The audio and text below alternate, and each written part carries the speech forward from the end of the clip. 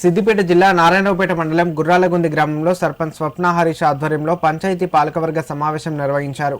ఈ సందర్భంగా ఎంపీడీఓ శ్రీనివాస్తో కలిసి సర్పంచ్ మాట్లాడారు. మండలాన్ని ఆదర్శ మండలంగా అభివృద్ధి చేయడమే లక్ష్యంగా ముందుకు సాగుతున్నామని అన్నారు.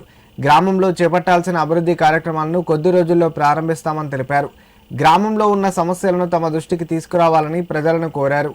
గ్రామాభివృద్ధికి ప్రతి ఒక్కరి సహకారం అవసరమని పేర్కొన్నారు. కాగా ప్రమోషన్పై తొలిసారిగా మండలానికి విచ్చేసిన ఎంపీడీఓ శ్రీనివాస్ను పాలకవర్గం ఆధ్వర్యంలో ఘనంగా సన్మానించారు. ఈ కార్యక్రమంలో పంచాయతీ కార్యదర్శి అరుణశ్రీ, వార్డు మెంబర్లు నరేష్, రాజు తదితరులు పాల్గొన్నారు. నేను నా విధి నిర్వహణలో భాగంగా ఎంపీడీఓ బాధ్యత తీసుకున్న తదుపరి గ్రామాలకు విజిట్లో భాగంగా ఈరోజు గుర్రాలగుంది గ్రామాన్ని సందర్శించడం జరిగింది. అయితే ఈరోజు గుర్రాలగుంది గ్రామంలో గ్రామ పంచాయతీ సాధారణ సమావేశం నిర్వహించడం జరిగింది.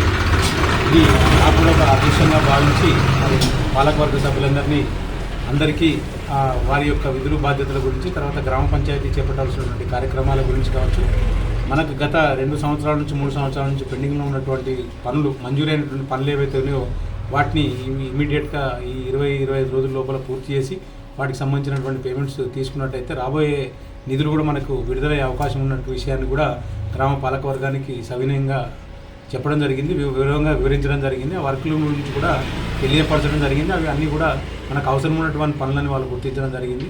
సర్పంచ్ గారు కూడా సాధ్యమైన తొందరగా అట్టి పనులను పూర్తి చేసి మా గ్రామాన్ని అభివృద్ధి దిశగా తీసుకెళ్తామని చెప్పేసి మాకు హామీ ఇవ్వడం జరిగింది.